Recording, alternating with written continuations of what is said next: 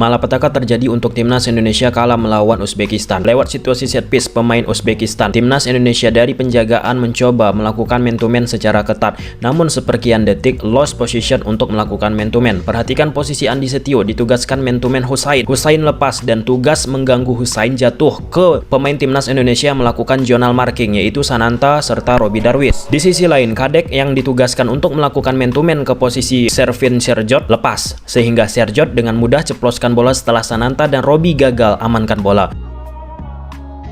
Khalil berhasil melakukan eliminasi terhadap Ananda Raihan, menciptakan overload di sektor kiri Uzbekistan 2 versus 1. Khalil lakukan passing ke Mahmuzon, membuat Robby Darwish tertarik ke posisinya, menciptakan jarak yang lebar antara Robby Darwish dan Kadek yang diekspos oleh Khalil. Kemudian selanjutnya melakukan back pass ke posisi Sherjot, tercipta gol bagi Uzbekistan. Dari sisi defense pun Indonesia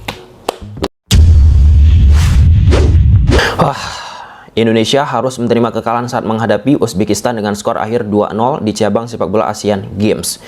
2 gol dari Uzbekistan dicetak oleh Sherjot di menit 92, asis dari Jasurbek, dan di menit 120 asis dari Khalil.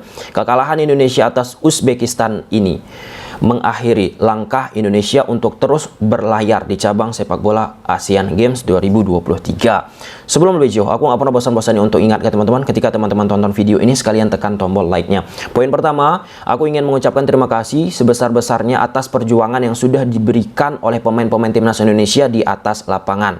Kemudian poin kedua, kurang lebih 2 minggu yang lalu kita membahas nih, apa yang dilakukan oleh Coach Sintayong dari sisi set piece bersama timnas Indonesia yang beliau latih. Banyak variasi-variasi set piece, belasan. Lantas apa kaitan poin kedua ini dengan laga Uzbekistan menghadapi Indonesia? Kalau kita bicara permainan sepak bola, jika sulit menciptakan sebuah gol, memecah kebuntuan lewat permainan open play ataupun build up dari penjaga gawang, back, lini tengah sampai lini depan, di dunia sepak bola sekarang teman-teman, transformasi terjadi.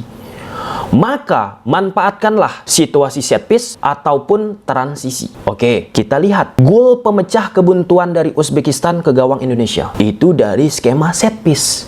Dari skema build up, Uzbekistan ini udah frustasi. Mereka banyak banget mereka melakukan tendangan, ada 28 kali, on target 12 kali. Dari sisi defense pun Indonesia luar biasa.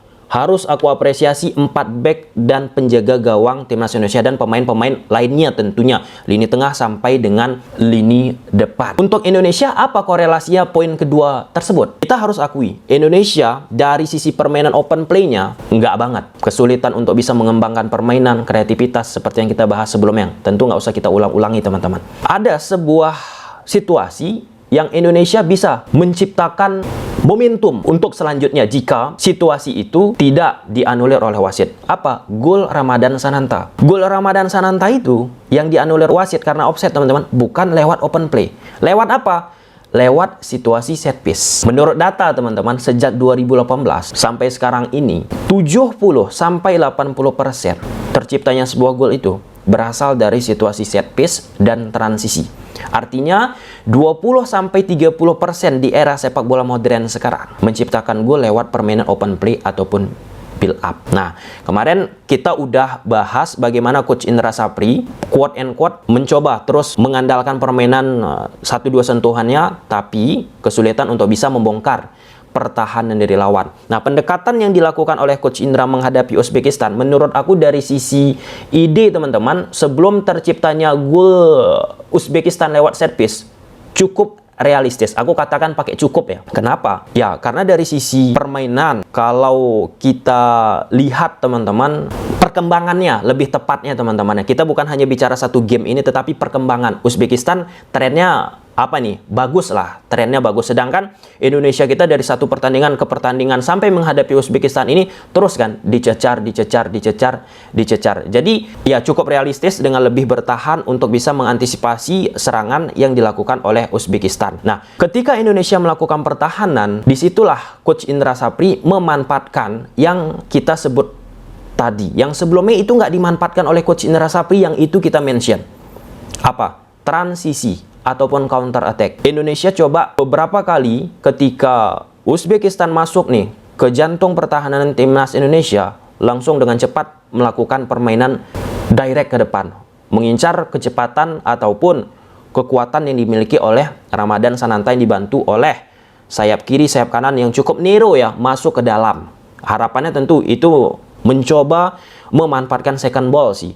Jika bola heading yang coba di clearance oleh pemain Uzbekistan di belakang dari bola panjang yang dilakukan oleh pemain Indonesia dari bawah, bolanya itu aku berpikir ya teman-teman, coba mana tahu bisa jatuh ke pemain yang terdekat jika tidak ke posisi Ramadan Sananta. Ini masuk ke poin ketiganya. Kenapa kita lihat Indonesia di babak pertama sering melakukan long ball?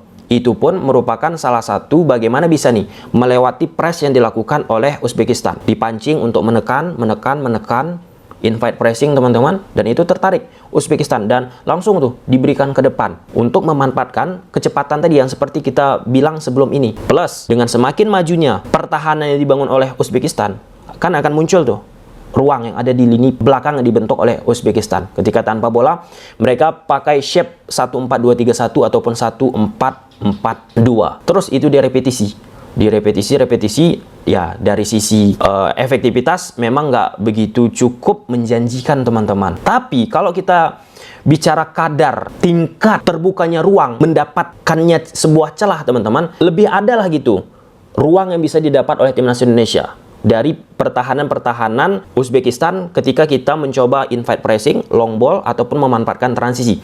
Jika kita bandingkan lewat permain open play yang kesulitan. Nah, contoh open play yang dilakukan oleh Indonesia, yang salah satu ujungnya, endingnya teman-teman sering melakukan crossing ataupun early crossing, itu nggak ada berbahaya loh. Nggak percaya?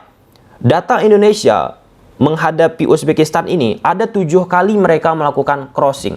Nggak ada satupun yang bisa menciptakan crossing yang tepat sasaran. Akurasi passing pun 73%. Uzbekistan pun memang nggak banget mereka di pertandingan ini teman-teman, akurasi mereka pun 81%. Itu yang menjadi dilematisnya timnas Indonesia di momen sekarang ini. Apakah parkir bus yang dilakukan oleh Coach Indra Sapri, bertahan, full defense, ini salah? Ini tentang selera. Sorry to say teman-teman. Sorry to say. Kenapa aku katakan demikian?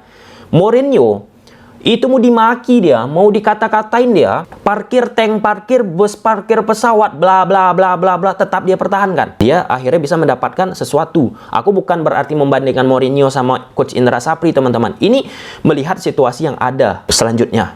Kan seperti itu teman-teman. Sebaliknya juga, jika kita paksa nih pelatih-pelatih yang sudah memiliki filosofi kental, apapun lah itu filosofi ya teman-teman, pasti mereka pun akan berpikir lebih cermat lagi, menyesuaikan dengan kondisinya. Contoh, Pep Guardiola, dia ball possession, penguasaan identitasnya, orientasinya teman-teman. Tapi kalau menghadapi tim-tim tertentu, contoh sempat 1-2 tahun yang lalu teman-teman viral tuh, Pep Guardiola main bertahan, gila nggak tuh, menunggu. Itu udah keluar dari bayang-bayang filosofi dari Johan Cruyff. Nah, dia main menunggu, ball position gak banyak, jebaknya Liverpool, biarkan Liverpool masuk. Apa yang dilakukan Pep Guardiola bersama Man City? Memanfaatkan situasi transisi. Nah, jadi ini sesuai selera. Aku pun kalau kita bicara meluangkan waktu nonton bola, ya harapannya kan entertainment, menghibur. Kan itu harapan kita semua. Ya, tapi inilah dia yang sudah diberikan oleh Coach Indra Sapri bersama pemain-pemain kita yang memang kita sayangi teman-teman. Dari situasi gol pertama Uzbekistan ke gawang Indonesia, dari sisi penjagaan sudah bagus banget, tetapi ada 1-2 pemain timnas Indonesia kita yang miss lah ya untuk bisa mengantisipasi apa yang dilakukan oleh pemain-pemain Uzbekistan. Oke, kita lihat menggunakan grafis tactical. Ya, di atas kertas Uzbekistan gunakan pola 1-4-2-3-1 atau menggunakan pola 1-4-3-3. Fase defending bisa 1-4-2-3-1 ini menjadi 1-4-4-2. Sedangkan Coach Indra bersama timnas gunakan pola 1-4-3-3. Di belakang Hernando solid. Aku harus mengakui teman-teman, 4 pemain belakang Indonesia ini pun solid. Bagas, Rizky Ridho, Andi Setio, Doni Tripamungkas ini gila banget.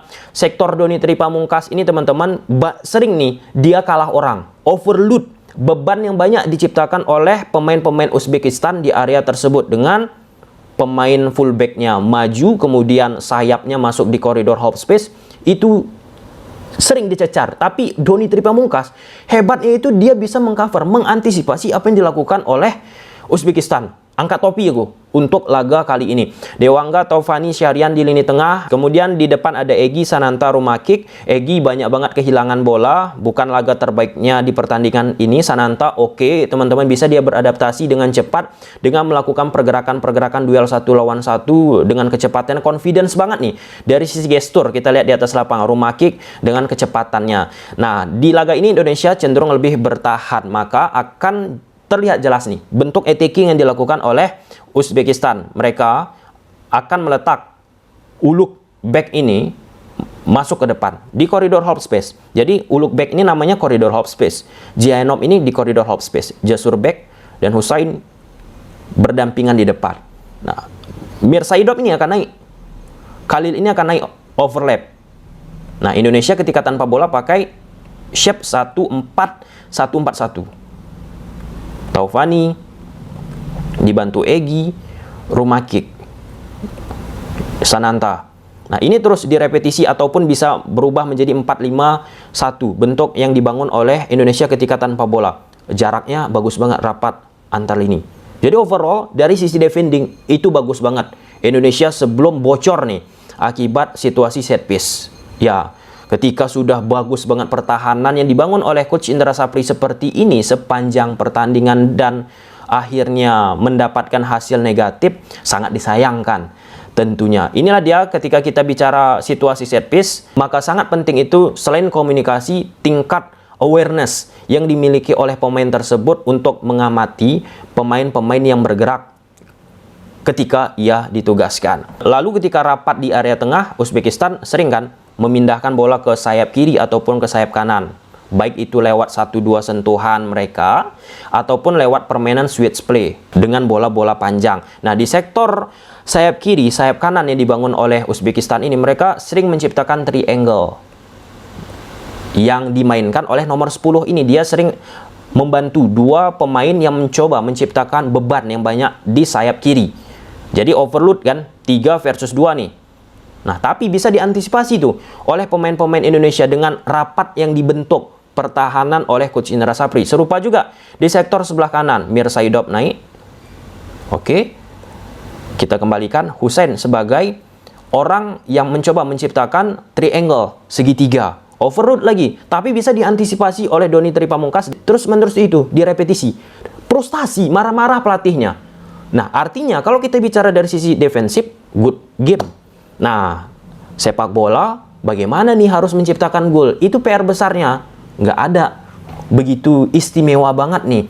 Dari sisi intangible, transisi, counter attack, ataupun set piece yang dibangun oleh Coach Indra Sapri. Belum begitu masa. Dan keteledoran lah akhirnya yang menghukum timnas Indonesia. Dan akhirnya gol kedua pun berasal setelah lini belakang Indonesia pun unbalanced. Tidak seimbang lagi. Key point yang ingin aku sampaikan, gol pertama itu yang sangat-sangat aku sayangkan. Lalu ada lagi Hugo Samir melakukan tindakan yang tidak harusnya ia lakukan dan akhirnya ia mendapatkan kartu merah. Yang perlu kita ingat teman-teman, aku bukan hanya bicara Hugo Samir. Meski dia pemain hebat, tapi kalau misalnya attitude-nya, kelakuannya di atas lapangan nggak bagus, nggak akan pernah bisa menjadi pemain hebat. Kita lihat pemain-pemain hebat sekarang ini, attitude-nya bagaimana? Bagus-bagus. Oke, mungkin sampai sini aja dulu teman-teman pembahasannya. Good game sepanjang 90 menit. Timnas sudah bisa mengantisipasi Uzbekistan, patut kita apresiasi. Yang tidak bagus itu ya dari sisi permainan kolektivitas open play sih. Ketika sudah tertinggal mencoba menciptakan sebuah gol lewat open play, kita lihat betapa sulitnya untuk bisa masuk nih ke dalam kotak penalti. Sampai sini aja dulu teman-teman videonya. Terima kasih sudah berjuang. Oke, semoga yang terbaik ke depannya untuk timnas Indonesia. Good luck. Bye.